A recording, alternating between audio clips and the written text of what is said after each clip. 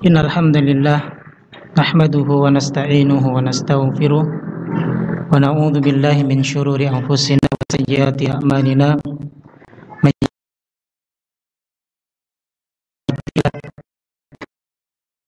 Allah wahdahu la syarika lah wa asyhadu anna Muhammadan 'abduhu wa rasuluh. Ya ayyuhalladzina amanu taqullaha haqqa tuqatih wa la tamutunna illa wa antum muslimun. Ya ayuhan nasu taqu rabbakumul ladzi khalaqakum min nafsin wahidah wa khalaqa minha zawjaha wa batha minhuma rijalan katsiran wa nisaa'a wattaqullaha alladzi tasaaluna bihi wal arham innallaha kana 'alaikum raqiba. Ya ayyuhalladzina amanu taqullaha wa qulu qawlan sadida yuslih lakum a'malakum wa yaghfir lakum dhunubakum wa may yuti'illaha wa rasulahu faqad faza fawzan 'azima. Wa qala Rasulullah sallallahu alaihi wasallam, Allahumma la sahla illa ma ja'altahu sahla wa anta taj'alul hazna idza syi'ta sahla. Akhwatal kiram rahimani wa rahimakumullah. Alhamdulillah, pertama kita panjatkan puji syukur kita kepada Allah Subhanahu wa taala. Berkat karunia-Nya Allah memberikan salah satu bentuk dari nikmat di antara nikmat-nikmat-Nya, yaitu nikmat di mana kita bisa melaksanakan aktivitas kita sebagai seorang muslim untuk mengerjakan rutinitas kita, ibadah kepada Allah Subhanahu wa taala dengan melaksanakan salat maghrib secara berjamaah.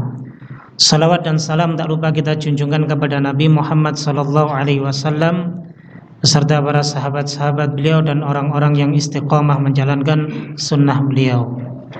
Ikhwani wa akhwati rahimani wa rahimakumullah. Sebagaimana yang telah tertera tema kita pada malam ini, fa insyaallah taala, mungkin di antara kita yang belum tahu sketsa dari tema kita. Tema yang sangat ringkas sekali, mungkin ya ini sudah sedang booming ya. Di berbagai kajian temanya singkat ringkas. Kadang sebagian di antara kita salah memaknai tema tersebut. Ya. Mungkin juga di antara kita ini ketika melihat tema pada malam hari ini tentang masalah kejarlah daku. Bagi yang jomblo ya kejarlah daku berarti mengejar akhwat. Ya. Bagi yang cinta dunia ya kejarlah daku tentang masalah mal. Ya. Bagi yang suka taklim ya kejarlah daku ya kejarlah ilmu. Kalau saya alhamdulillah kejarlah daku, saya ngejar Masjid Al-Ikhlas. Ya, alhamdulillah ya. Terjebak macet dari rumah ke sini. Subhanallah biidznillah anak bisa sampai di sini. Nah, kalau kita nggak paham dan tidak tahu apa yang akan kita bahas, ya mungkin dari panitia sudah paham, oh mengarahnya ke yang hal ini. Tapi sebagian di antara kita mungkin ada yang belum tahu apa sih maksud tema kita pada malam hari ini. Khatifiddin rahimakumullah. Kalimat kejarlah daku ini sangat bagus sekali, ya. Dari sisi temanya saja.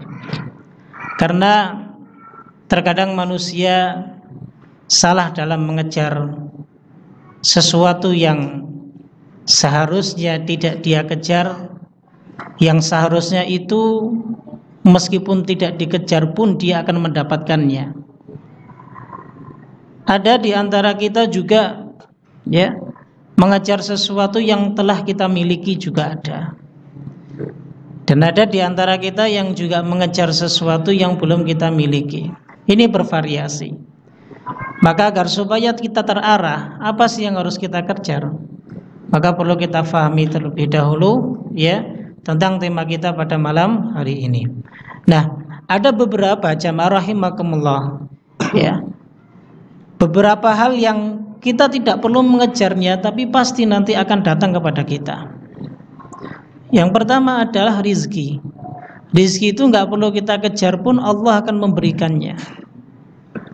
Ya, dalam Al-Quran surat Al-Isra Allah Subhanahu wa taala berfirman, "Man kana yuridul ajilata ajalna lahu fiha ma nasya'u liman nurid." Siapa yang menginginkan al-ajilah itu kehidupan dunia. Ajalna lahu fiha, kami segerakan. Ya. Kami segerakan, ya. Wong nggak diminta pun kita akan dapat kok. Ya. Buktinya dari bayi kita nggak pernah memohon kepada Allah agar kita bisa tumbuh menjadi dewasa, tapi Allah tumbuhkan kita jadi dewasa. Berarti ini sesuatu yang sudah Allah tetapkan dan sudah Allah pastikan kepada kita. Kok ada di antara kita masih takut terhadap masalah rezeki? Jadi salah kalau kita mengejar rezeki, kalau kita mengejar harta itu salah. Karena pada hakikatnya secara umum kita sudah ditentukan oleh Allah Subhanahu wa taala. Atau mengejar kematian, kematian pasti. Ya. Pasti pengajian. Kematian itu pasti.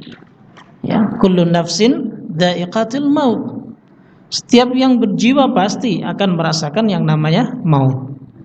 Ya. Bahkan Allah Subhanahu wa taala, wa likulli ummatin ajal. Allah tetapkan setiap kita itu ada ajalnya. Bedakan Pak ya antara ajal dengan umur. Kalau umur itu adalah kehidupan yang kita kerjakan di dunia ini yang disebut umur. Tapi kalau ajal itu batas akhir. Kalau batas akhir kita disebut ajal. Makanya likulli ummatin ajal, ada ajalnya. Ya. Makanya kalimat ajal dengan menggunakan hamzah bukan menggunakan ain, ajal. Kalau ajal cepat, kalau ajal takhir. Ya. Berarti kita ada batas akhirnya, ada expirednya suatu saat. Ya. Maka dikejar pun, ya, ataupun tidak dikejar dia tetap akan datang kepada kita. Nah itu ada beberapa hal yang mana sesuatu itu terkadang kita nggak mengejarnya pun akan tetap ditetapkan oleh kita semua. Nah yang akan kita bicarakan pada malam ini adalah tentang masalah hidayah. Ya, karena sekali lagi jamaah rahimakumullah bahwa hidayah itu jika tidak kita kejar, ya ini sebagai gambaran saja. Kalau tidak kita kejar, kalau tidak kita cari, maka tidak akan mungkin hidayah tersebut akan kita dapatkan. Allah Subhanahu wa taala berfirman dalam Al-Qur'an surat Al-A'raf ayat 178.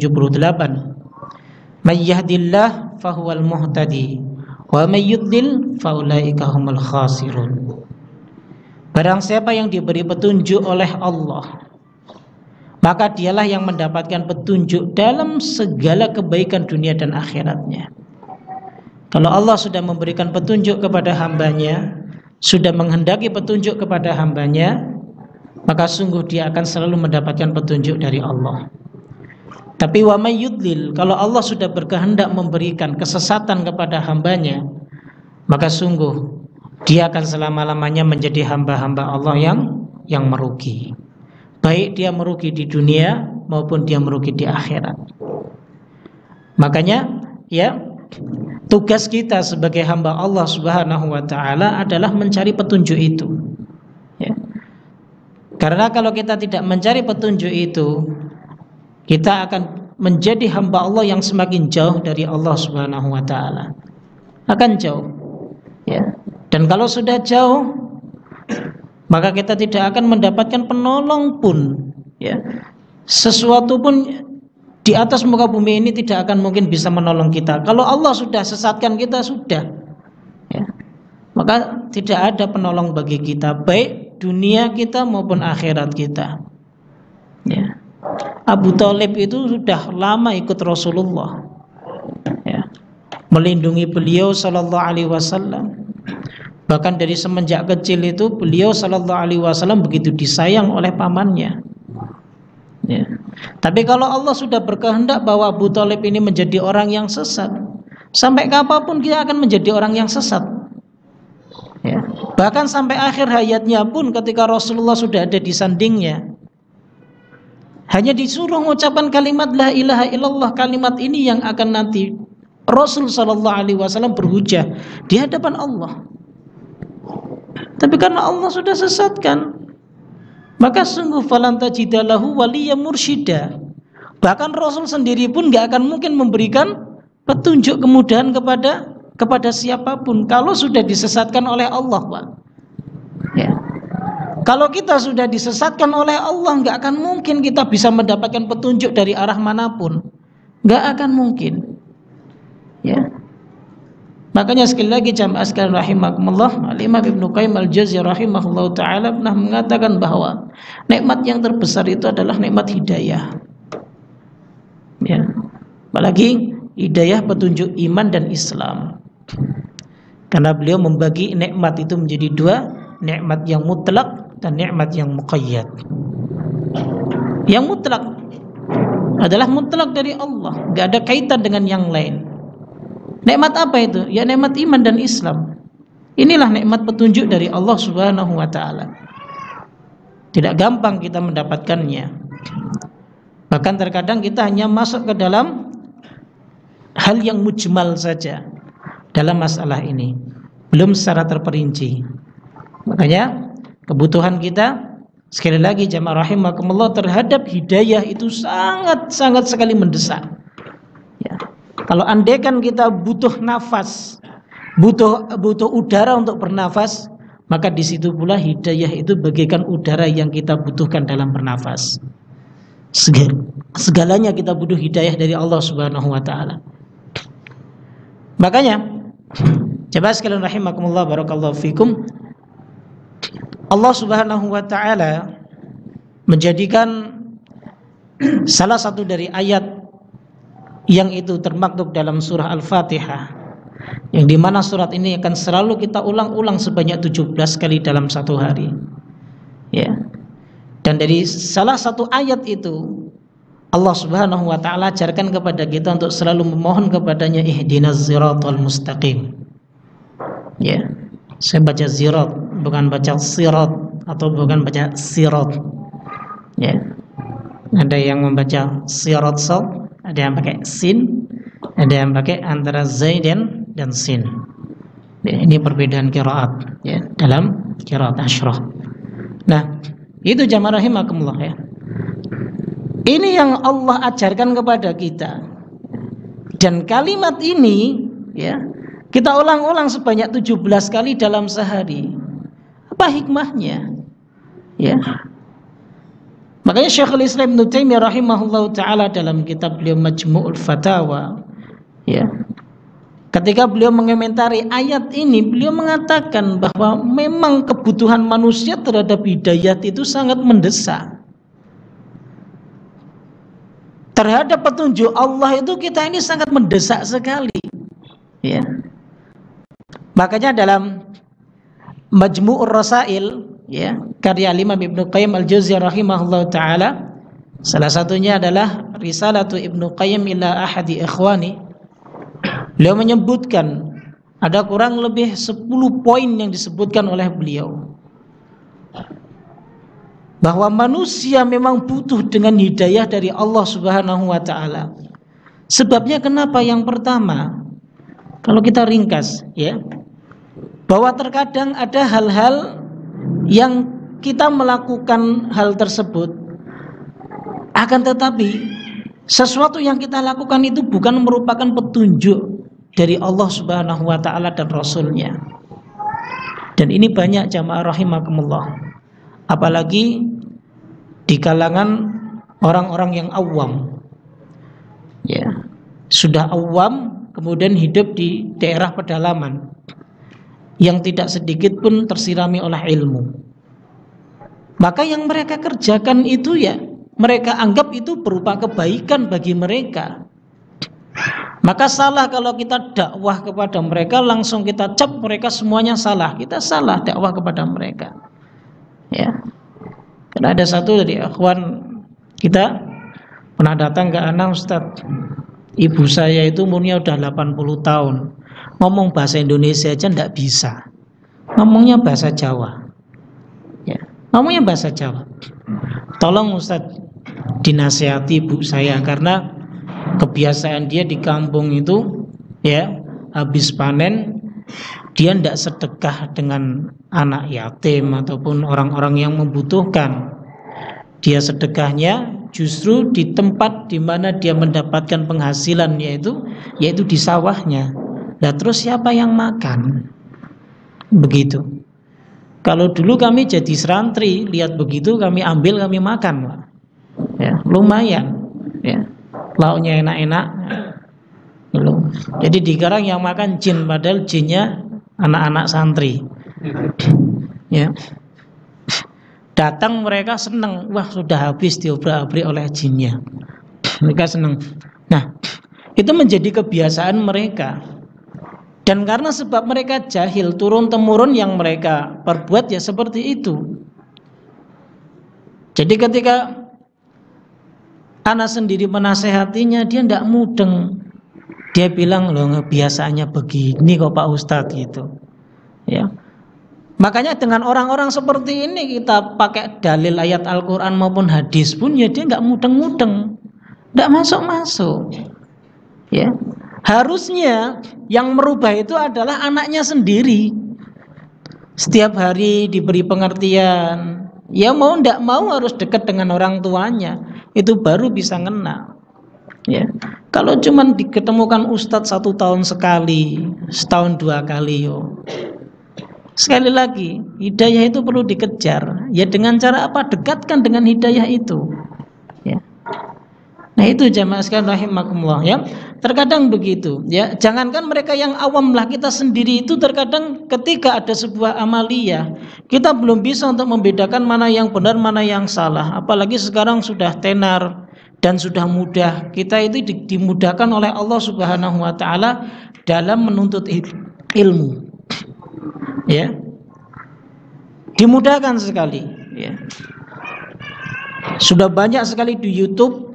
Ya, kita kalau ingin menuntut ilmu, ya melihat di YouTube itu sudah banyak tersebar para penceramah. Tapi terkadang kita terjatuh dalam hal yang syubhat. Ini benar enggak ya? Ya, hanya membedakan antara maulid dan maulud saja udah lebar sekali, jauh setengah jam sendiri. Kita jadi bingung akhirnya. Ini yang benar yang mana begitu.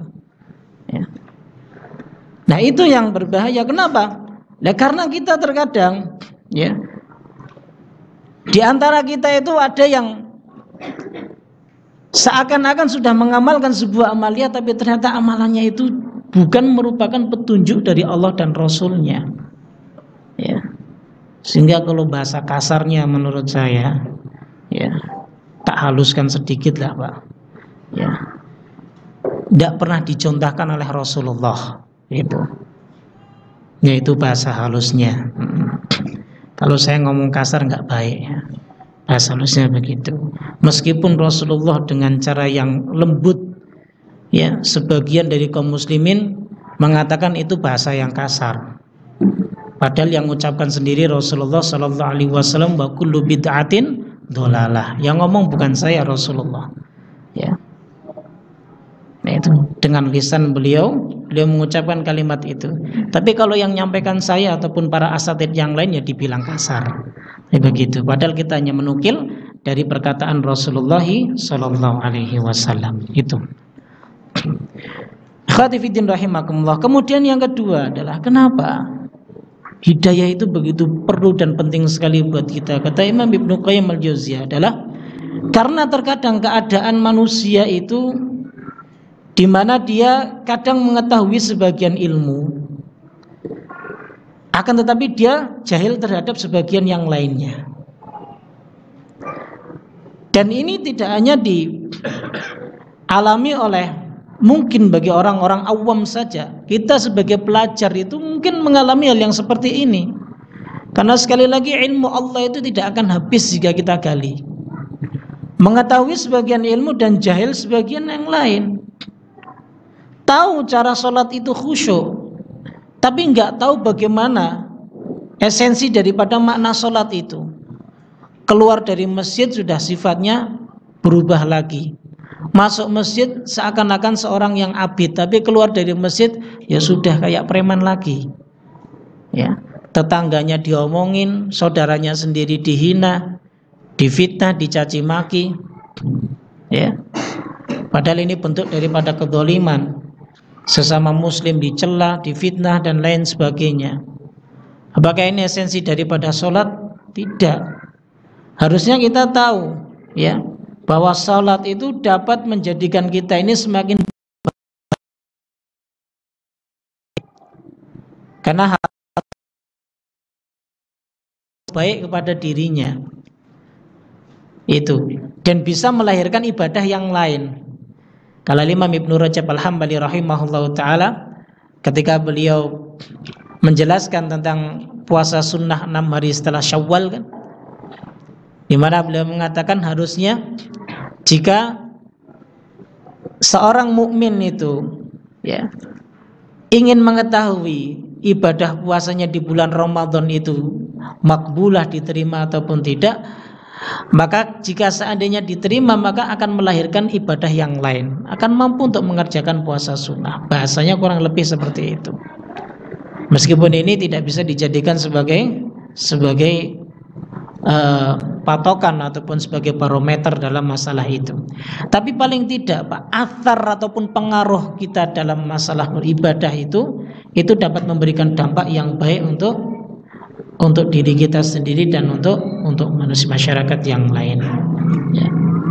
Atau mungkin terkadang ada seorang wanita yang dia dengan semangatnya ikut kajian ke sana kemari, ya, ikut majelis-majelis ta'lim, mengikuti kajian-kajian sunnah, ya. Dia mendengarkan berbagai ilmu-ilmu yang diajarkan oleh guru-gurunya, ya. Akan tetapi dia tidak tahu bahwa surganya itu terletak pada suaminya. Ngajinya sampai jauh, tapi sama suaminya sifatnya buruk, ya. Ngajinya muter-muter ke sana kemari, akan tetapi terhadap suaminya akhlaknya buruk. Maka bagaimana mungkin ini merupakan sebuah hidayah jika seandainya hidayah itu kok tidak menjadikan dirinya semakin baik? Dia mendapatkan petunjuk dari Allah. Petunjuk apa? Mampu untuk menerima ilmu, akan tetapi dia sendiri tidak tahu bahwa ada yang lain yang lebih penting, yaitu keridhaan seorang suami. Nah itu yang kedua yang disebutkan oleh Imam Ibnu Qayyim al-Jauziyah rahimahullah ta'ala. Kemudian yang ketiga adalah keadaan di mana mengetahui dan faham terhadap ilmu tapi nggak bisa mengamalkannya. Nah ini mungkin yang banyak di antara kita, ya. Kita banyak sekali mendapatkan ilmu, menyerap ilmu dari guru-guru kita, akan tetapi tidak satupun kita bisa mengamalkannya. Atau mungkin kita hanya sedikit mampu untuk mengamalkannya. Kalau dulu para sahabat radhiyallahu taala anhum belajar kepada Rasulullah sallallahu alaihi wasallam, mereka belajar Al-Qur'anul Karim 10 ayat, 10 ayat. Dan setelah belajar kepada Rasul sallallahu alaihi wasallam 10 ayat, mereka enggak mau menambah. Sebelum mereka menghafal, ya, kemudian tahu maknanya, tahu tafsirnya, dan mereka bisa mengamalkan serta mendakwahkannya. Itu para sahabat. Makanya, ya, semua para sahabat radhiyallahu taala anhum yang belajar langsung kepada Rasulullah sallallahu alaihi wasallam disebut sebagai qurra. Ya, qurra. Dulu enggak ada istilah ulama, adanya qurra. Ya. Makanya dalam hadis Nabi sallallahu alaihi wasallam ketika syarat-syarat menjadi seorang imam itu kan salah satunya aqrauhum li kitabillah. Pastinya kalau dia bisa membaca Al-Qur'anul Karim, bisa hafal Al-Qur'anul Karim, dia juga harusnya bisa faham apa yang ada di dalam kandungan ayat-ayatnya tersebut. Nah, jadi begitu jemaah sekalian rahimakumullah, ya. Nah, itu yang dipraktekkan oleh para sahabat radhiyallahu taala anhum. Jadi mereka tidak mau menambah, ya, sebelum mereka bisa mengamalkannya, ya. Subhanallah, ya. Nah, ini mungkin bisa kita praktekkan dalam kehidupan kita sehari-hari. Tidak hanya kita, ya, semangat dalam menuntut ilmu, tapi kita harus semangat bagaimana caranya ilmu itu bisa kita terapkan dalam kehidupan kita. Itu yang paling penting, Pak, ya. Dan itu yang akan memberikan manfaat kepada kita. Percuma kalau ilmu kita banyak, akan tetapi tidak sedikit pun bisa menghiasi diri kita. Itu. Kemudian yang keempat adalah bahwa keadaan manusia yang terkadang meyakini sesuatu, ya, dia yakini sesuatu ternyata yang dia yakini itu salah di mata Allah. ya. Ataupun terkadang dia menganggap sesuatu itu remeh, tapi ternyata di mata Allah merupakan sesuatu yang sangat besar sekali. Ingat ikhwan sekalian rahimakumullah, bahwa kebenaran itu mutlak milik Allah. Makanya barometer untuk mengukur sebuah kebenaran itu adalah dari kitabullah dan sunnah Rasulullah SAW. Selama kita mengamalkan dari perintah Allah, selama kita mengamalkan apa yang diajarkan oleh Rasulullah dan apa yang telah disepakati oleh para sahabat radhiyallahu taala anhum, berarti kita sedang berada di atas jalan di mana jalan tersebut adalah merupakan jalan yang diridhai oleh Allah Subhanahu wa taala. Dan yang kelima adalah yang terakhir yang saya sebutkan adalah keadaan di mana ketika kita sudah benar-benar memiliki hidayah. Tapi ingat, Pak, ya, hidayah itu tidak bisa, ataupun jangan kita menganggap sebuah hidayah itu kalau sudah tertanam dalam hati kita kemudian dia tidak bisa lepas. Justru tatkala kita sudah mendapatkan hidayah, yang paling sulit itu adalah istiqomahnya. Itu yang paling berat, ya. Hidayah sudah ada di dalam diri kita, tapi terkadang apakah kita mampu untuk istiqomah atau tidak? Makanya Rasulullah SAW, seorang manusia yang Allah sudah jamin masuk surga, tapi tetap beliau selalu berdoa kepada Allah, Allahumma inni as'alukal huda wat tuqa wal afafa wal ghina. Itu doanya Rasul SAW yang selalu beliau panjatkan kepada Allah, selalu meminta petunjuk dari Allah, ya. Karena banyak di antara manusia-manusia yang ketika mereka sudah merasa aman dari petunjuk Allah, ya, sehingga mereka tidak meminta terus kepada Allah agar selalu ditetapkan keimanannya kepada Allah, yang akhirnya terkadang dia terjatuh dalam perbuatan di luar dari petunjuk Allah Subhanahu wa taala. Makanya dalam sebuah hadis Nabi SAW pernah bersabda, fa innar rajula la ya'malu bi amali ahli nar hatta ma yakunu bainahu wa bainaha illa dira.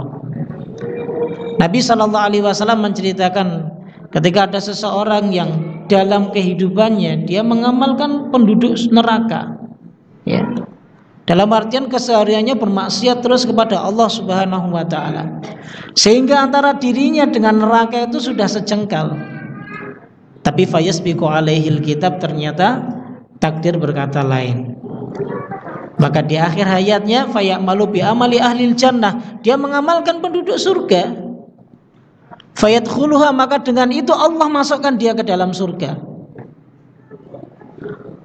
Begitu pula sebaliknya, wa innar rajula la ya'malu bi amali ahlil jannah. Ada orang terkadang dalam hidupnya Masya Allah, ibadahnya rajin, ngajinya rajin, ya, mengamalkan setiap apa yang ia dapatkan luar biasa. Dalam kesehariannya tidak ada satu menit pun yang dia sia-siakan, kecuali dia gunakan benar-benar untuk ketaatan kepada Allah. Tapi hatta ma yakuna bainahu wa bainaha illa dhira. Sehingga apa? Sehingga antara dirinya dengan surga itu sudah sejengkal. Tapi fayasbiqu alaihil kitab, ternyata kitab berkata lain. Fayamalu bi amali ahlin nar fayadkhuluha, ternyata di akhir hayatnya justru dia mengamalkan amalan penduduk neraka, sehingga dengan itu dia dimasukkan ke dalam neraka Allah Subhanahu wa taala. Akhwati wa akhwati rahimakumullah, siapa yang bisa menjamin di antara kita hidayah itu sampai Allah mewafatkan kita? Tidak ada yang bisa menjamin. Dan siapa yang bisa menjamin pula tatkala kita melihat orang yang selalu melakukan maksiat, kemudian dia pasti akan masuk neraka? Siapa yang bisa jamin? Ya. Apakah di antara kita berani menjaminnya? Ya. Jangan sekali-kali kita berani menjamin sebelum dia diwafatkan oleh Allah Subhanahu wa taala. Makanya saya lupa perkataan salah seorang sahabat, ya. Ketika beliau mengatakan, ya, kalau antum semua ingin mencari sosok teladan, maka carilah mereka yang sudah meninggal. Ya. Kenapa? Karena orang yang sudah meninggal itu sudah jauh dari fitnah. Ya. Tapi kalau orang yang masih hidup, mereka masih banyak fitnahnya. Belum tentu ana yang ada di hadapan antum sekalian, ya, kemudian diberikan istiqomah oleh Allah Subhanahu wa taala hingga akhir hayat saya. Ya. Belum tentu pula orang-orang yang mungkin selalu kita lihat pada setiap pagi, mungkin banyak akhwat para wanita yang dengan kejahilannya mereka membuka aurat mereka. Kemudian dengan lisan kita yang tajam dan cetus, kita kemudian mengatakan, loh, penduduk neraka tuh.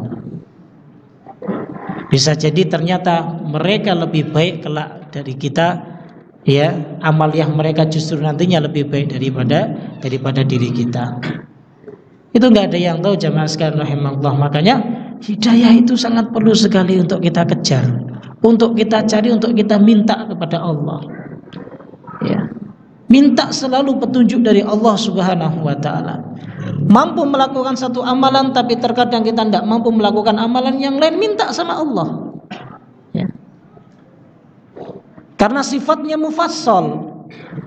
Kalau mujmal, hidayatul iman dan Islam selesai. Memang kita diberi hidayah petunjuk oleh Allah dengan keimanan dan keislaman kita. Tapi dalam amaliyah kita sehari-hari, terkadang kita mampu mengamalkan ini, justru yang lebih mudah kita nggak mengamalkannya. Bahkan terkadang kita meremehkan amalan tersebut, padahal sama di mata Allah. Nah, itu yang sering kita alami, ikhwan sekalian rahimakumullah. Makanya Imam Ibnu Rajab Al-Hambali rahimahullah taala, ketika ditanya tentang masalah hidayah, beliau membaginya menjadi dua, antara mujmal dan mufassal. Baik itu secara global maupun secara terperinci. Ini disebutkan dalam Jami'ul Ulumi wal Hikam. Ya. Dia mengatakan bahwa hidayah itu ada yang mujmal, ada yang mufassal. Dan di mana kita di titik mufassal inilah kita harus terus meminta kepada Allah Subhanahu wa taala agar selalu Allah memberikan petunjuk kepada kita. Jangan sampai sedikit pun kita menyeleweng dari petunjuk Allah Subhanahu wa taala. Salah seorang sahabat yang dia sepupunya Utsman bin Affan pernah dengar yang namanya Abdullah bin Sa'ad bin Abi Sarhin. Ada yang pernah dengar, Pak? Abdullah bin Sa'ad bin Abi Sarhin, saudara sepupunya Utsman bin Affan. Ini orang masuk Islam, subhanallah. Masuk Islam di masa Nabi SAW. Jadi dia masuk golongan para sahabat, tapi tidak para ulama, tidak menyebutkan dia sebagai seorang sahabat. Karena ada beberapa riwayat, salah satunya dari Ibnu Athir, dia wafat dalam keadaan murtad. Ya. Di masa hidupnya saja dia sudah ngeyel kepada Rasulullah. Ketika ayat turun, Rasulullah mengatakan tulis innallaha alimun hakim, dia nulisnya berbeda, innallaha azizun khabir. Selalu nyeleneh dia. Ya. Rasulullah saking marahnya kepada dia ketika Utsman bin Affan, ya, mengetahui bahwa bagaimana sikap Rasulullah kepada orang ini nih, ya. Sehingga Utsman bin Affan saking takutnya, karena termasuk beliau adalah menantu Rasulullah SAW, dibawa ini Abdullah bin Sa'ad nih, dibawa ke hadapan Rasulullah SAW agar supaya Rasul SAW memaafkannya dan bisa menjamin dia. Karena sifatnya yang buruk, meskipun dia Muslim, Rasulullah saat itu diam. Dianggap Utsman, Rasulullah memaafkannya. Padahal tatkala orang itu keluar dan Utsman disertai dengan Utsman, maka Rasul SAW mengatakan kepada sebagian sahabat yang hadir di situ, kenapa kalian itu enggak menghukum dia? Loh, ada diamnya Rasulullah. Diamku itu bukan berarti kemudian aku memaafkannya. Karena saking fatalnya dia merubah dari ayat-ayat Allah Subhanahu wa taala. Muslim tapi wafatnya dalam keadaan kufur. Ubaidillah bin Jahsy, ya, dia Muslim, mati masuk agama Nasrani. Sebagian riwayat ada yang mengatakan dia cinta kepada khamr sehingga matinya dalam keadaan minum khamr. Tapi kalau orang yang wafatnya dalam keadaan minum khamr masih dosa-dosa besar. Tapi riwayat lain mengatakan dia masuk agama Nasrani, sehingga dia wafat dalam keadaan murtad. Dan ini terjadi di zaman Rasul Shallallahu Alaihi Wasallam, begitu pula para sahabat-sahabat yang lain. Ya. Kaum muslimin yang setelah Rasulullah wafat pun banyak mereka yang murtad. Tidak ada yang bisa menjamin hidayah. Begitu pula nggak ada yang bisa menjamin bahwa seseorang itu akan selamanya berada dalam kubangan kemaksiatan. Ya. Seorang sahabat yang bernama Ushairim, kisahnya Ushairim bin Al-Ashhal, ya, tidak pernah sujud, tidak pernah sholat, ya. Baru masuk Islam diajak jihad oleh Rasulullah, langsung dapat syahid. Belum pernah jidatnya itu menempelkan ke tanah untuk bersujud ibadah kepada Allah, belum. Tapi Allah wafatkan dia dalam keadaan husnul khatimah. Ya. Maka subhanallah akhwati wa akhwani rahimakumullah, ya. Maka inilah kenapa ya kita ini diperintahkan untuk selalu meminta hidayah dan petunjuk dari Allah, karena memang hidayah ataupun petunjuk dari Allah itu sangat perlu sekali, ya. Akhwati fillah rahimakumullah. Kemudian apa sih makna hidayah itu? Ya. Orang selalu menyebut hidayah. Juga saya pernah ditanya sama seorang jamaah, ya. Dia mengatakan, saya itu sering dengar ceramah, saya itu sering dengar khutbah Jumat, Ustaz. Sering ustadz itu mengatakan bahwa ya dia belum dapat hidayah, sudah dapat hidayah. Saya tidak tahu hidayah itu apa. Dijelaskan tidak, cuman ngomong hidayah saja di mimbar, ya. Karena tidak tahu makna hidayah itu apa dia. Wajar karena dia awam bertanya yang demikian. Makanya memang ya ketika menyampaikan ilmu, ya para ulama-ulama rabbaniyin itu ketika menyampaikan ilmu, mereka menyampaikan ilmu itu dari dasar. Lebih baik dijelaskan secara lughat, kemudian istilahnya juga dijelaskan. Setelah itu dalil-dalilnya baru diungkapkan. Ya, jadi begitu ya. Ini yang dimaksud sebagai ulama rabbani. Nah, apa sih yang dimaksud dengan hidayah? Ya. Nah, hidayah secara lugha, secara bahasa artinya ar-rasyad ataupun bimbingan, ya.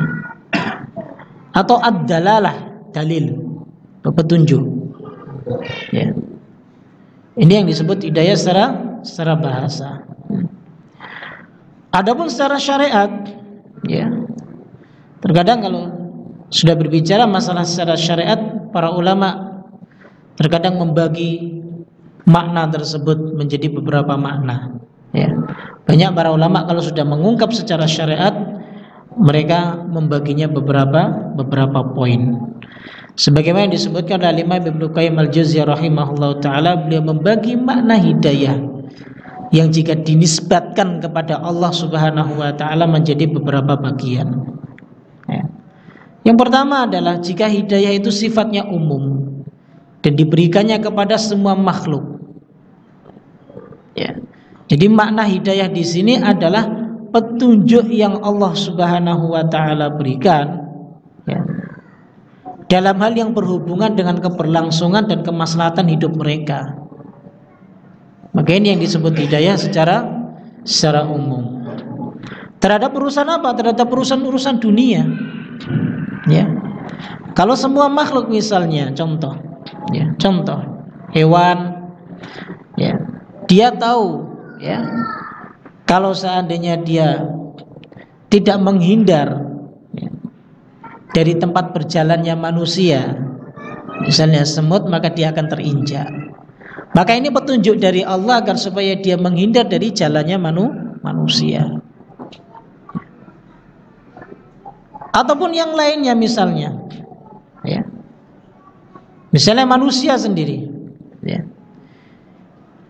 Dia akan merasa panas jika dia memegang api. Maka Allah kasih petunjuk bagi dia agar supaya dia menjauhi api, ya. Ketika dia berada di depan api maka dia akan menjauh. Maka ini makna hidayah secara umum, ya. Itu sebagaimana Al-Quran surat Thaha ayat 50 Allah berfirman, qala rabbana alladzi a'ta kulla syai'in khalqahu thumma hada. Ketika Musa berkata, ya Rabb kami, ya, ialah Rabb yang telah memberikan kepada setiap makhluk bentuk kejadiannya, kemudian memberinya petunjuk. Jadi setiap makhluk itu pasti Allah beri petunjuk dengan petunjuk umum ini, ya. Kemudian yang kedua adalah hidayah yang berupa penjelasan ataupun keterangan tentang jalan yang baik dan jalan yang buruk, ya, serta jalan keselamatan dan jalan kebinasaan, ya. Nah, hidayah ini bukan berarti dapat melahirkan petunjuk dari Allah, tidak, ya. Hanya memberikan petunjuk bahwa yang ini benar, yang ini salah. Kan kita sering dihadapkan yang seperti itu, Pak, ya. Sering kita dihadapkan ini sudah tahu benar dan yang ini sudah tahu salah. Ini sudah tahu sunnah dan ini yang bid'ah. Ini yang kufur, ini yang iman. Ini yang fasik, ya. Ini yang amal soleh, ya. Perbuatan maksiat dan perbuatan amal soleh itu terkadang kita tahu, ya. Akan tetapi, ya, pengetahuan kita itu belum cukup jika kita tidak bisa meninggalkan hal-hal yang dilarang oleh Allah. Ketika Allah memberikan petunjuk kepada kita bahwa ini baik, ini buruk, belum tentu kemudian kita bisa mengambil sesuatu yang baik itu. Terkadang justru kita mengambil hal yang buruk. Nah, itu yang dimaksud dengan hidayah yang berupa penjelasan dan keterangan saja, tapi belum memberikan petunjuk dari Allah Subhanahu wa ta'ala, ya.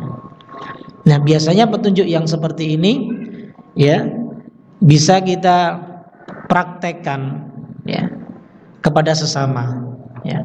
Ketika kita memberikan petunjuk kepada orang lain, misalnya kita memberikan gambaran kepada orang lain bahwa ini salah, ini yang benar akhi, ini haram akhi, ini halal akhi, ya. Ini sunnah akhi, ini bukan sunnah akhi. Kita berikan kepada mereka, tapi belum tentu mereka bisa mengambil apa yang kita sampaikan, ya. Sudah kita kasih dalilnya, baik dari Al-Quran maupun sunnah, tapi terkadang orang yang menerimanya belum tentu dia bisa mengamalkan apa yang sudah ia dapatkan. Maka ini yang dimaksud hidayatul irsyad kalau dalam bahasa Arabnya, ataupun hidayah petunjuk. Kemudian yang ketiga adalah hidayatul taufik. Ini sudah jelas pastinya ini dari Allah Subhanahu wa ta'ala. Jadi kalau kita sudah mendapatkan petunjuk taufik dari Allah, maka mutlak pastinya dia akan mendapatkan apa yang menjadi jalan Allah Subhanahu wa ta'ala. Dia akan selalu diberi petunjuk dan diberi kebaikan oleh Allah, karena dia sudah mendapatkan hidayah taufik. Nah, yang seperti inilah yang harusnya kita minta dari Allah, ya. Bukan hanya petunjuk pemahaman terhadap sebuah ilmu saja, tapi kita harus meminta kepada Allah selain kita faham dengan ilmu tersebut, tapi kita juga bisa mengamalkannya, ya. Karena orang yang faham itu tidak hanya bisa, kepahaman itu tidak hanya dimiliki oleh orang yang beriman saja. Orang kafir pun faham, ya. Tapi kalau dalam masalah mampu mengamalkan ataupun tidak, nah ini akan berbeda lagi. Pastinya yang bisa mengamalkan adalah orang-orang mukmin yang sudah diberikan petunjuk taufik oleh Allah Subhanahu wa ta'ala. Makanya Rasulullah sallallahu alaihi wasallam pernah ditegur oleh Allah Subhanahu wa ta'ala dalam kasusnya Abu Thalib ketika mau meninggal. Kemudian Rasul sallallahu alaihi wasallam saking pengennya Abu Thalib itu bisa selamat dari siksa Allah, karena sudah memberikan kontribusi besar terhadap Rasul sallallahu alaihi wasallam. Allah tegur, innaka la tahdi man ahbabta walakin Allah yahdi man yasha. Sesungguhnya engkau Muhammad tidak punya hak untuk memberikan petunjuk, ya, kepada siapapun yang kau cintai, ya. Maka jangan selalu merasa terbebani dengan keadaan orang tua kita, dengan keadaan anak-anak kita, ya. Kemudian kita bersuudzon kepada Allah sebab karena kita merasa terbebani dengan ilmu yang kita miliki. Tidak demikian. Seorang yang ikhlas ketika mendakwahkan kepada orang lain, maka dia berusaha untuk agar orang lain itu bisa berubah. Tapi dia tidak kemudian merasa benci dengan orang itu ketika dia belum berubah. Bisa jadi Allah belum memberikan petunjuk taufik kepadanya. Karena memang itu bukan ranah kita, itu ranah Allah Subhanahu wa taala. Kita sebagai hambanya, kita sebagai saudaranya sesama muslim, kita sebagai anaknya mungkin, kita sebagai orang tuanya, kita sebagai kepala rumah tangga, kita sebagai saudara dia, hanya bisa memberikan petunjuk yang bersifat kejelasan. Hanya petunjuk penjelasan saja ataupun bayan. Ya. Selain itu hak Allah Subhanahu wa taala. Maka di samping kita mendakwahkan kepada orang lain, kita juga harus mendoakannya agar supaya dia mendapatkan petunjuk dari Allah Subhanahu wa taala, tidak hanya lepas begitu saja. Kemudian yang terakhir adalah yang dikatakan oleh beliau, ya, bahwa yang dimaksud dengan hidayah puncaknya adalah surga. Ya. Ini surga ini adalah merupakan hidayah Allah Subhanahu wa taala. Ya. Jadi manusia-manusia itu nanti akan digiring ke dalam surga Allah Subhanahu wa taala. Sebagaimana surat Al-A'raf ayat 43, Allah taala berfirman, "Wa qalu alhamdulillah alladzi hadana li hadza." Segala puji bagi Allah yang telah memberi hidayah kami ke surga ini. Jadi nanti penduduk surga mereka akan bersyukur kepada Allah Subhanahu wa taala atas petunjuk surga Allah Subhanahu wa taala. Wa ma kunna linahtadiya laula an hadanallah, dan kami tidak akan mendapat hidayah ke surga jika sekiranya Allah tidak memberikan petunjuk kepada kami, Pak. Ya. Jadi surga itu juga merupakan petunjuk dari Allah Subhanahu wa taala. Ini jamaah sekalian rahimakumullah. Mungkin kita cukupkan karena Isya ya. Ya, 1 menit lagi kayaknya. Allah taala alam bisawab, ya. Kita tutup dulu, ya. Kemudian nanti kita sambung lagi insyaallah taala pada salat Isya. Assalamualaikum warahmatullahi wabarakatuh.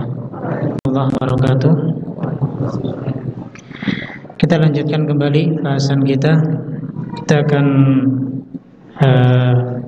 akhiri di poin yang terakhir ini tentang masalah penyebab datangnya hidayah dari Allah Subhanahu wa taala. Ada beberapa hal yang dapat dapat mendatangkan hidayah dari Allah Subhanahu wa taala. Di antaranya yang pertama adalah jangan selalu menyandarkan segala sesuatu hanya kepada diri sendiri saja. Ya. Ini yang pertama, ya. Dalam melakukan semua kebaikan dan meninggalkan segala keburukan, ya. Jadi sandarkanlah kepada Allah Subhanahu wa taala, ya, dalam segala hal, ya. Dalam artian bentuk tawakal kita kepada Allah itu yang akan dapat mendatangkan hidayah ataupun petunjuk dari Allah Subhanahu wa taala, ya. Itu yang pertama. Kemudian yang kedua adalah selalu mengikuti dan berpegang teguh dengan agama Allah secara keseluruhan, ya. Ini yang akan dapat mendatangkan petunjuk ataupun hidayah dari Allah Subhanahu wa taala. Dalilnya adalah Al-Qur'an surat Thaha ayat 123. Allah berfirman, "Fa imma ya'tiyannakum minni huda faman tabi'a hudaya fala yadhillu wa la yashqa." Maka jika datang kepadamu wahai manusia petunjuk dariku, dari Allah Subhanahu wa taala, lalu barang siapa yang mengikuti petunjukku maka dia tidak akan tersesat dan juga dia tidak akan sengsara dalam kehidupannya. Ini. Kemudian yang selanjutnya adalah dengan kita selalu merenungi dan mentadabburi ayat-ayat Al-Qur'anul Karim.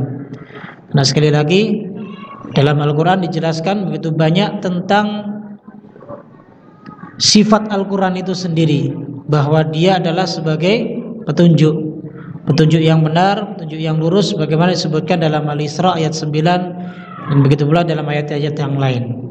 Jadi semakin kita mendalami Al-Quranul Karim, semakin kita mempelajari Al-Quran, maka semakin dalam pula kita akan mendapatkan petunjuk dari Allah Subhanahu wa ta'ala. Kemudian yang selanjutnya adalah selalu meneladani dan mentaati Rasulnya. Karena salah satu daripada petunjuk dalam Islam itu, sumber ataupun masdarnya yang kedua adalah sunnah Rasul Sallallahu Alaihi Wasallam. Ya, jika kita akan ingin mendapatkan petunjuk dari Allah, ya ikutilah apa yang menjadi sunnahnya Rasul Sallallahu Alaihi Wasallam. Karena dalam Al-Quran Allah Subhanahu Wa Taala menyebutkan, "Qul in kuntum tuhibbunallaha fattabi'uni yuhibbukumullah wa yaghfir lakum dzunubakum." Jadi ayat ini memberikan pengertian kepada kita bahwa jalan untuk agar supaya mendapatkan kecintaan, mendapatkan petunjuk dari Allah, ya dengan menempuh jalannya Rasulullah Sallallahu Alaihi Wasallam. Makanya menjadi kewajiban bagi kita harus mengetahui bagaimana sosok beliau Sallallahu Alaihi Wasallam, yang sebagaimana disebutkan dalam Al-Quran surat Al-Ahzab, bahwa beliau adalah termasuk daripada uswatun hasanah kita yang wajib bagi kita untuk meneladaninya. Selain daripada mengikuti petunjuk Rasulnya, kita juga harus mengikuti petunjuk para sahabat radhiyallahu ta'ala anhum. Karena petunjuk para sahabat itu merupakan petunjuk yang telah disepakati oleh Rasulullah sallallahu alaihi wasallam. Bahkan dengan tegas, "Alaikum bisunnati wa sunnati al-khulafa'ur rasyidin al-mahdiyyin min ba'di." Tidak hanya mengikuti petunjuknya Rasul saja, berada di atas jalannya Rasul saja, tapi juga harus berada di atas para sahabat, termasuk para khulafa'ur rasyidin. Ya. Bahkan mereka-mereka lah yang telah mendapatkan petunjuk dari Allah. Allah ridha kepada mereka, mereka pun ridha kepada Allah Subhanahu wa ta'ala. Jadi dengan cara itulah sehingga kita bisa mendapatkan dan meraih hidayah ataupun petunjuk dari Allah Subhanahu wa ta'ala. Serta yang terakhir, jamaah rahimakumullah, kita harus benar-benar bersungguh-sungguh, ya, dalam mencari hidayah Allah itu jangan setengah-setengah. Ketika menempuh hidayah Allah, berada di atas jalan Allah, jangan setengah-setengah. Harus bersungguh-sungguh. Mendapatkan sedikit ilmu kita amalkan. Setelah kita mampu mengamalkan, kita dakwahkan, sampaikan kepada orang lain jika kita tahu itu kebenaran. Ya. Nah, itulah nanti yang akan menjadikan kita selalu diberi petunjuk oleh Allah. Makanya kaidahnya adalah surat Al-Ankabut ayat 69, "Walladzina jahadu fina lanahdiyannahum subulana." Yang sungguh-sungguh, mereka yang mencari keridhaan kami, mencari keridhaan Allah, mencari petunjuk Allah, mencari kecintaan Allah, mencari maghfirah, ampunan dari Allah, maka disitulah letaknya, sehingga Allah akan menurunkan segala hal yang mereka inginkan. Intinya apalah? Mujahadah, bersungguh-sungguh dalam hal kebaikan, maka Allah akan memberikan jalannya yang terbaik buat kita jika kita benar-benar bersungguh-sungguh dan tidak main-main dalam masalah agama ini. Itulah jamaah sekalian rahimakumullah, ya, kurang lebih bahasan kita di malam hari ini tentang masalah hidayah ataupun petunjuk dari Allah Subhanahu wa ta'ala. Intinya adalah hidayah itu tidak hanya dengan ilmu, ya, dia tidak hanya berupa ilmu, tapi hidayah itu sifatnya adalah ketika kita mampu untuk mengamalkannya. Jadi yang sudah kita dapatkan, maka itu inti daripada hidayah. Tidak hanya kita memahami sebuah ilmu, tapi bagaimana kita bisa mengaplikasikan dalam kehidupan kita sehari-hari. Nah, itu yang bisa kami sampaikan. Semoga dapat memberikan manfaat bagi kita pada malam hari ini. Taib, ada yang perlu dipertanyakan? Tafadhol.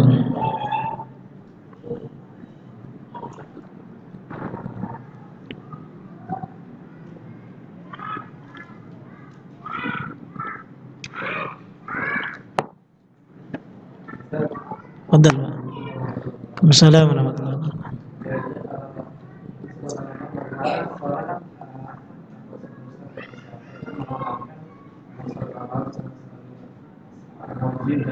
Nah, dan di sisi lain dia melakukan sebuah amalan yang apakah itu ibadahnya diterima oleh Allah. Tayyib. Yang ditolak itu adalah yang tidak disyariatkan. Kalau yang disyariatkan diterima, kecuali dia melakukan kesyirikan, gugur semua amalnya. Gitu. Ataupun dia murtad, keluar dari agama. Ya. Jadi amalan kebaikan pun gak akan diterima oleh Allah, sudah pasti. Tapi kalau di sisi lain dia mengamalkan kebaikan, mengamalkan amal soleh yang dimana di situ ada petunjuknya dari Allah dan Rasulnya, maka akan diterima. Tapi di sisi lain dia mengamalkan amalan yang tidak ada syariatnya, yang gak diterima. Man amila amalan laisa alaihi amruna fahuwa raddun aw mardudun. Siapa saja mengamalkan sebuah amalan yang bukan dari urusan kami, bukan dari urusan-urusan agama yang telah diajarkan oleh Rasulullah, maka amalan itu akan tertolak. Tapi tidak menolak dengan amal soleh yang disyariatkan di dalam Islam, begitu. Ya. Dalam satu hal dia diterima, tapi dalam hal lain dia tidak diterima. Dosa pastinya. Enggak hanya ditolak saja, dosa. Dan amalan yang tidak disyariatkan jika dilaksanakan kan lebih dicintai iblis daripada kemaksiatan. Karena orang enggak sadar bahwa itu salah, dia anggap benar. Kalau maksiat itu sadar, dia tahu itu salah, tapi karena hawa nafsunya yang mengajak dia untuk mengamalkannya. Begitu. Wallahu a'lam bishawab. Tanda orang mendapatkan hidayah, terus batasan sampai mana perbuatan seseorang itu batasan untuk mendapatkan hidayah itu sampai mana? Orang itu dikatakan mendapatkan hidayah sampai batas mana dia berbuatan. Tayyib. Tanda orang mendapatkan hidayah, Allah mudahkan dia mengamalkan kebaikan. Itu hidayah dari Allah. Ya. Kalau dia sulit mengamalkan kebaikan, tandanya dia masih belum dapat hidayah Allah. Apalagi justru dia diberi kemudahan untuk menjalankan keburukan, itu disesatkan Allah. Hati-hati. Kalau ada di antara mungkin saudara kita ataupun orang-orang yang ada di sekeliling kita kok dengan mudah dia menjalankan kemaksiatan, jangan iri. Ya. Sudah mudah gampang dikasih kelonggaran oleh Allah, jangan iri. Ya, berarti dia itu sedang disesatkan oleh Allah, Pak. Ya, jangan iri terhadap kemaksiatan yang dilakukan oleh saudara kita, dan kemaksiatan itu dia lakukan dengan gampang. Itu bentuk daripada istidraj, sifat azab, tapi yang dirasakan nikmat. Itu istidraj. Ya. Nah itu jamaah sekalian rahimakumullah ya. Tapi kalau orang itu dimudahkan oleh Allah dalam kebaikannya, kok mau sedekah gampang ya, mau bertolabul ilmi mudah. Berarti dia sedang mendapatkan satu di antara hidayah Allah Subhanahu wa taala. Tinggal dia melengkapinya lah dengan mengamalkannya. Kalau belum mampu mengamalkan, minta sama Allah, ya Allah, mudahkanlah aku untuk mengamalkan ilmu yang sudah aku tuntut ini ya Allah. Nah, itu ya. Itu yang pertama. Kemudian yang kedua adalah sampai apa tadi? Batasan sebatas mana dia disebut sebagai orang yang mendapatkan hidayah ya. Hidayah itu enggak ada batasannya. Sampai titik di mana dia bisa selamat dari fitnah dunia. Ya, itu batasannya ya. Tapi kalau dia belum aman dari fitnah dunia, maka hati-hati ya, bisa jadi hidayah itu jatuh kembali. Hidayah itu bisa jadi hilang kembali ya. Makanya selama dia masih terhindar dari fitnah dan dia masih dimudahkan untuk beramal soleh, maka disitulah letaknya batasan-batasan hidayah dari Allah Subhanahu wa taala. Ya intinya sulit Pak ya, kalau kita mau menentukan apakah kita mampu istiqomah atau tidak dalam hidayah Allah. Hatta hal yang kecil ya, hal yang kecil itu kita ini belum mampu untuk menyatakan diri kita, saya udah dapat hidayah nih. Iya, terkadang paginya kita semangat dalam beribadah, ternyata sorenya kita sudah mendapatkan fitnah ujian dari Allah, sehingga kita dijauhkan lagi dari Allah. Itu ya. Makanya untuk menjaga iman itu ya perlu nutrisi dan suplemen yang baik. Salah satunya adalah jauhi tempat-tempat kemaksiatan, hal-hal yang justru ya mengurangi nilai keimanan kita kepada Allah, itu harus kita hindari. Karena di situ pula bisa terjatuh hidayah kita, sehingga kita terjatuh lagi ke dalam kesesatan yang pastinya kita tidak inginkan. Itu Allah alam bisawab.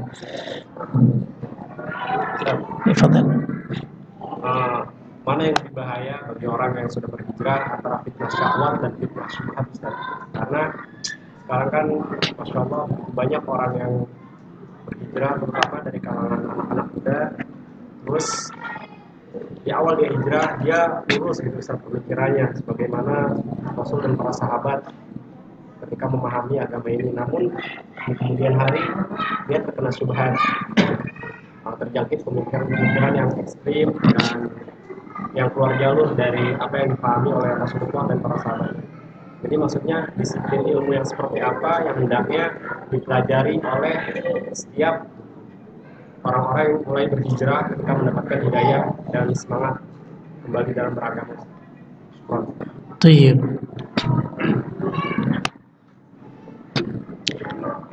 Yang harus yang paling besar bahayanya itu bagi ikhwan-ikhwan ataupun akhwat yang hijrah, yang baru-baru hijrah, itu adalah fitnah syubhat. Syubhatan itu yang paling dahsyat, Pak. Ya. Karena terkadang kita ini mungkin sebagai muhajir, ya. Muhajir fisabilillah kan, begitu. Jangan sampai muhajir Ummu Qais, ya. Kalau muhajir Ummu Qais berarti ingin hijrahnya di masa Rasulullah dari Mekah ke Madinah, ingin menikahi Ummu Qais saja. Itu. Mungkin bisa difahami kalimat saya ya. Jadi hijrah kita ini kita tujukan untuk siapa? Dan untuk apa kita berhijrah? Ya. Sekarang diadakan majelis bagi para muhajir. Hijrah. Ya. Akan tetapi dalam amaliyah hijrahnya ataupun dalam majelisnya tersebut justru malah syubhatnya lebih besar dibanding dulu dia sebelum hijrah. Itu ya. Syubhatnya lebih besar, Pak. Ya. Kalau syahwat itu hanya merusak dirinya, tapi kalau syubhat merusak dirinya dan orang lain, itu syubhat. Ya. Dan syubhat itu lebih merusak agamanya daripada fitnatus syahwat. Ya. Kalau syahwat merusak diri, tapi syubhat bisa merusak agama dirinya dan agama orang lain. Ya. Makanya hati-hati dalam berhijrah. Ya, yang paling utama yang harus ditekuni dalam disiplin ilmu adalah tatkala kita menginjak ke dunia hijrah. Bahasa kita sekarang ke dunia hijrah, maka yang harus kita perbaiki dulu adalah masalah akidah. Itu yang paling penting. Ya. Orang bisa sholat kalau bisa diajak. Ya. Misal kita ngajak orang ayo sholat, dia bisa mau sholat. Ya. Tapi kalau sudah kita nggak ngajak, apakah dia mau sholat? Wallahu alam. Tapi kalau tanamkan dia tentang akidah, keyakinan kepada Allah Subhanahu wa ta'ala bahwa kau punya kewajiban untuk sholat, ya. Gak hanya ngajak-ngajak untuk sholat saja, tapi menanamkan akidah dan keyakinan bahwa sebagai seorang muslim, sebagai hamba Allah, dituntut untuk menjalankan beban taklif syariat, ya. Ditanamkan akidah keyakinan yang benar, sehingga meskipun dia tidak disuruh, akhirnya dia akan datang ke masjid untuk sholat sendiri. Itu. Ya, makanya guru-guru kita, subhanallah, selalu menanamkan pertama kali dalam mempelajari disiplin ilmu adalah bagaimana kita bisa mengenal Allah Subhanahu wa ta'ala dengan baik. Itu yang paling penting. Kalau kita sudah kenal Allah, maka hal yang lain kita akan mudah untuk mengamalkannya, Pak. Ya. Berapa banyak dari kaum muslimin ataupun mungkin dari ikhwan-ikhwan kita, ya, dari saudara-saudara kita yang mereka notabene-nya sekarang sudah menjadi generasi-generasi yang sudah berhijrah dari hal-hal yang sebelumnya, tapi dia hijrah dari perbuatan maksiat yang sebelumnya untuk menuju kepada kerusakan yang setelahnya. Ya. Masih banyak. Ada yang menyatakan dirinya kita sudah berhijrah. Ya. Harusnya kalau hijrah mampu meninggalkan hal-hal yang diharamkan oleh Allah. Ya. Tapi hijrahnya justru malah membuat dirinya semakin jauh dari Allah. Kita nggak perlu sebutkan individualnya. Paling tidak dia meninggalkan satu kemaksiatan menuju kepada kemaksiatan yang lain. Ini namanya bukan hijrah, Pak. Ya. Meninggalkan riba. Riba dia tinggalkan, ya. Tapi ya dia mampu untuk meninggalkan tidak hutang dari bank. Mampu meninggalkan hutang dari bank. Tapi dia nyari bank keliling, ya sama saja. Ya toh? Sama saja. Tapi lebih ringan, Ustaz. Mau ringan mau berat namanya riba ya sama. Iya. Ya. Itu yang saya maksud ya. Jadi ya, ketika kita menyatakan diri kita hijrah sebagai akhwan dan akhwat yang hijrah, maka perlu sekali diperbaiki tentang akidahnya. Itu yang paling penting. Wallahu a'lam bishawab. Ya, fadhal Pak. Waalaikumsalam. Bagaimana untuk orang-orang yang menonton kemarin dengan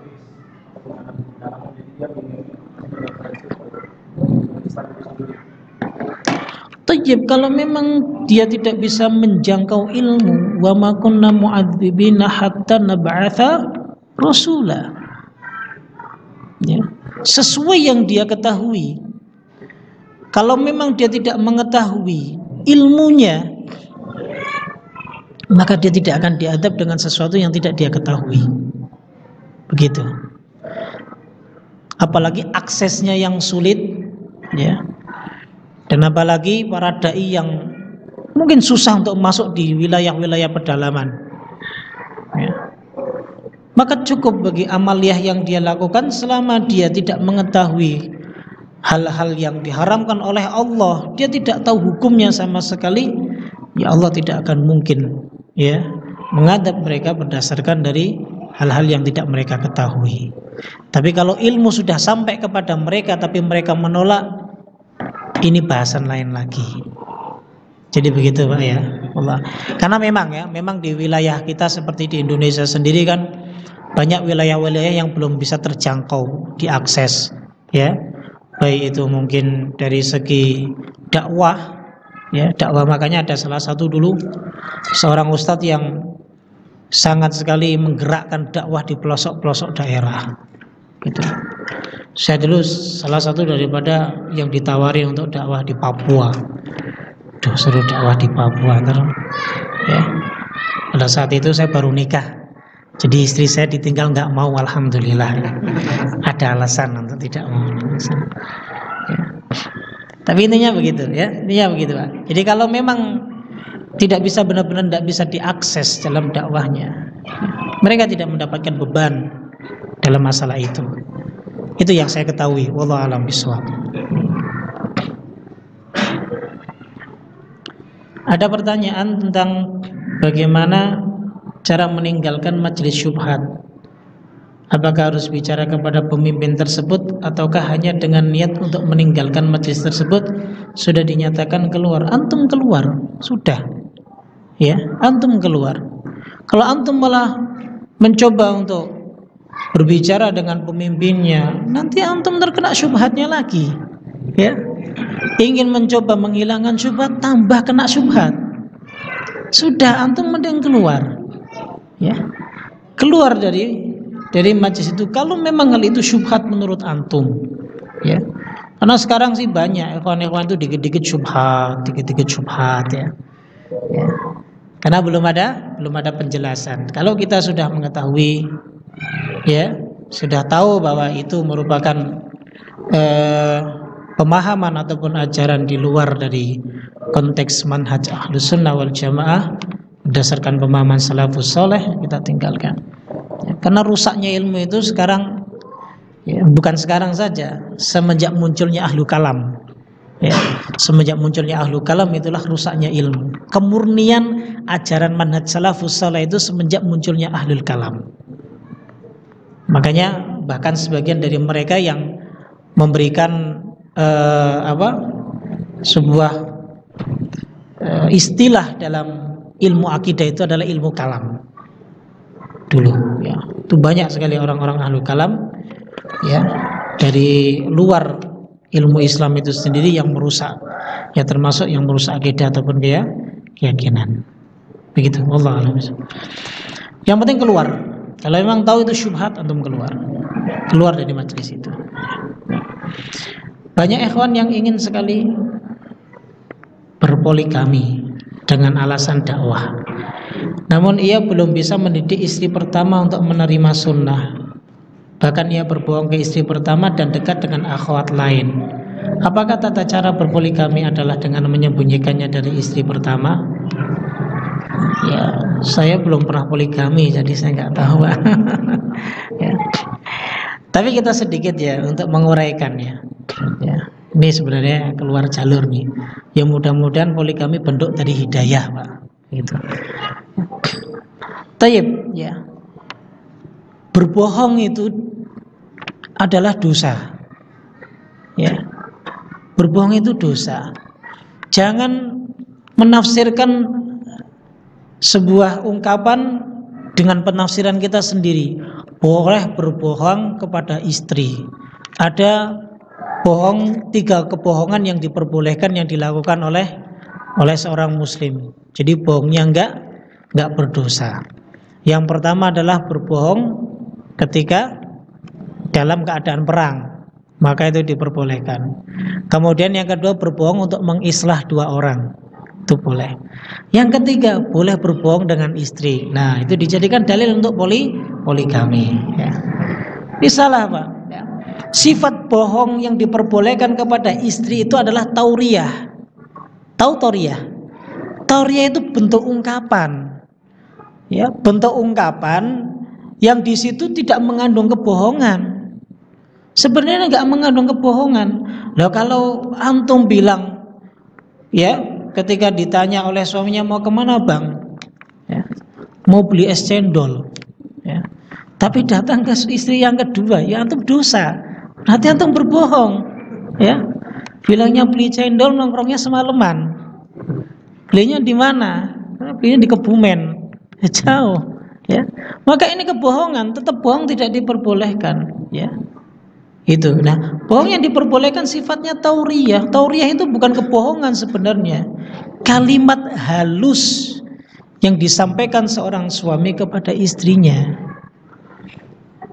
Contohnya adalah ketika istrinya sudah masak nasi, ya. Suaminya tahu bahwa nasi itu baunya gosong. Dia tahu gosong, ya. Dia akan mengatakan, Masya Allah, ini nasi kalau warnanya agak putih sedikit saja, Masya Allah, ya, kayak wajahmu itu bikin manis. Nah, ini yang disebut sebagai tauriyah, ya.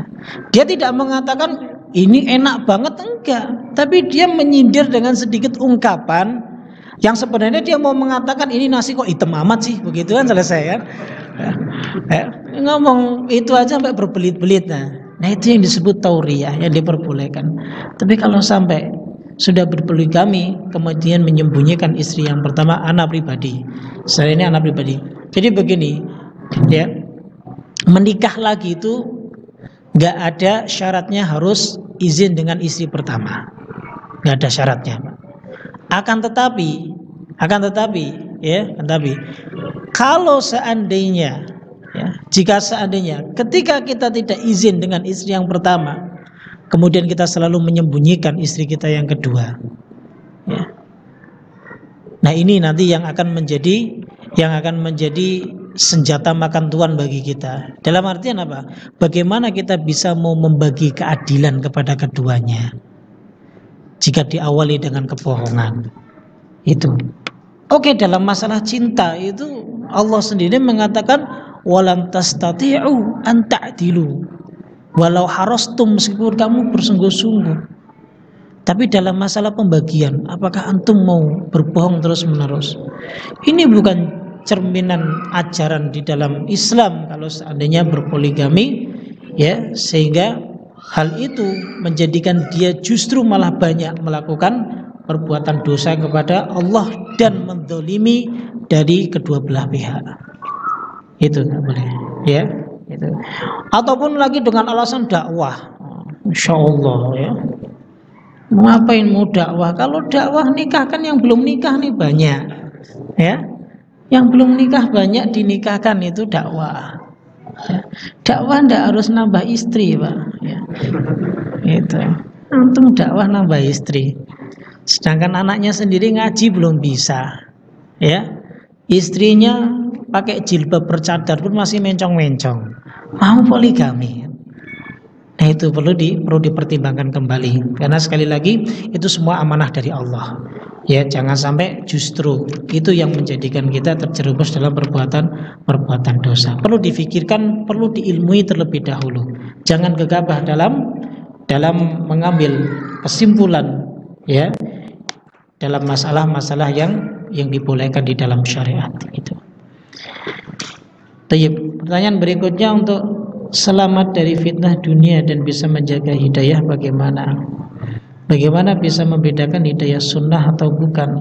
Karena saya sering melihat dia hijrah dapat hidayah, tetapi jauh dari kata manhaj salaf, tapi dia mengaku dari salaf. Banyak yang ngaku salaf. Abu Jahal juga salaf, Pak. Ya kan? Abu Jahal itu salaf. Abu Lahab salaf. Salaf bukan? Salaf. Ya. Mbah kita juga salaf, orang-orang terdahulu. Tapi bagaimana ajaran mereka sesuai dengan jalannya Rasulullah ataupun tidak, perlu kita pertanyakan. Itu yang paling penting, ya. Nah, agar supaya kita selamat dari dunia dan bisa menjaga hidayah, ya, memohon kepada Allah. Tadi kita sudah sampaikan, selalu minta kepada Allah hidayah. Rincikan hidayah yang ingin kita minta. Ya Allah, hamba-Mu ini belum mampu, ya, untuk bersedekah pada setiap hari Jumat. Misal, rincikan, mudahkan hamba ya Allah agar hamba bisa bersedekah. Mudahkan hamba ya Allah agar hamba bisa bertolabul ilmi. Mudahkan hamba ya Allah agar hamba bisa begini. Mudahkan hamba ya Allah agar hamba bisa begini. Minta dirincikan, nggak ada masalah, ya. Begitu, ya. Itu, ya. Dan agar kita selamat dari dunia, ya, jaga hati kita, jaga iman kita. Jangan bergantung pada urusan dunia. Jangan merasa senang terhadap urusan-urusan dunia. Jadikanlah dunia itu sebagai wasilah kita untuk menjalankan ketaatan kepada Allah.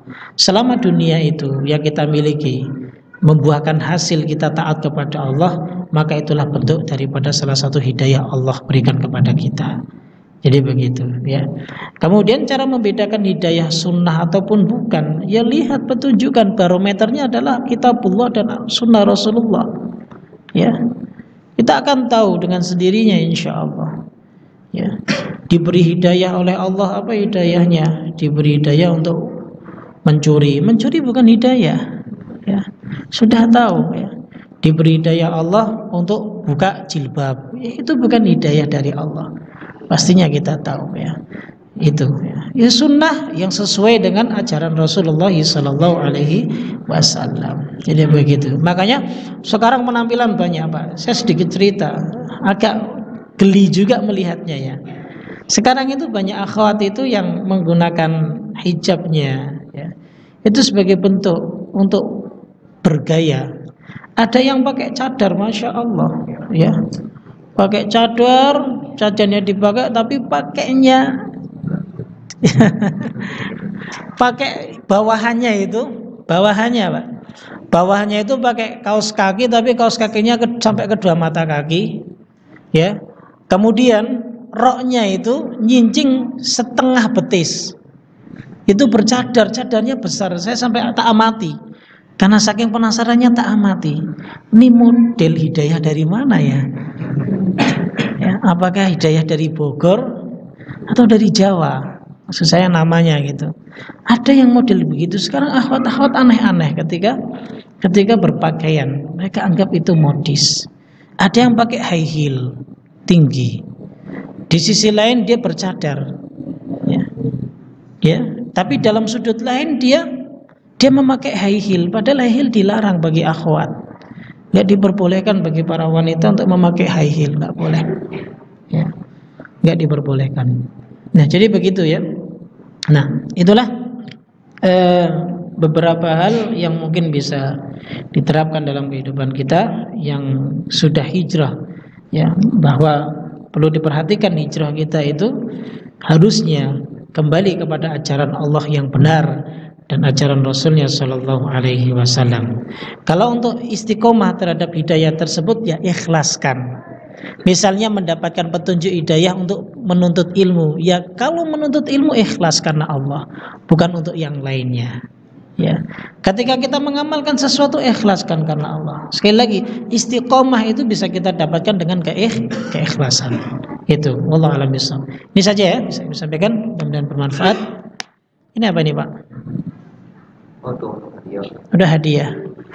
Hadiah liman sa'ala. Iya, bagi yang tanya. Iya. Tapi saya senang tadi pertanyaan yang poligami ini. Tolong dikasih satu Pak, ya. Semoga. Ya. Tahu Pak. Ya. Alhamdulillah. Kalau Ikhwan jadi saya tahu siapa yang tanya. Sebenarnya niat saya begitu. Alhamdulillah.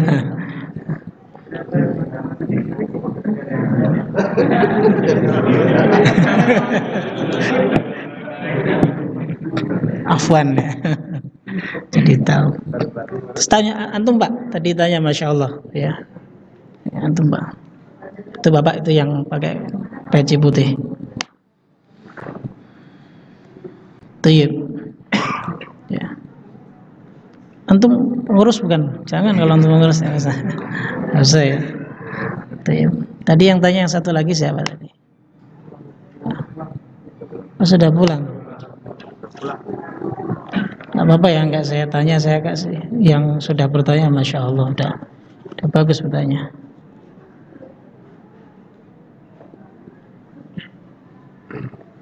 Ini diulang-ulang pertanyaannya. Ini yang bagus bertanya. Yang tentang meninggalkan majelis syubhat, tolong dikasihkan. Ya. Syubhat.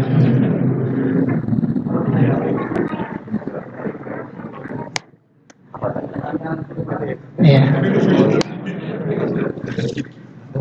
Biar akhwat rajin, Pak.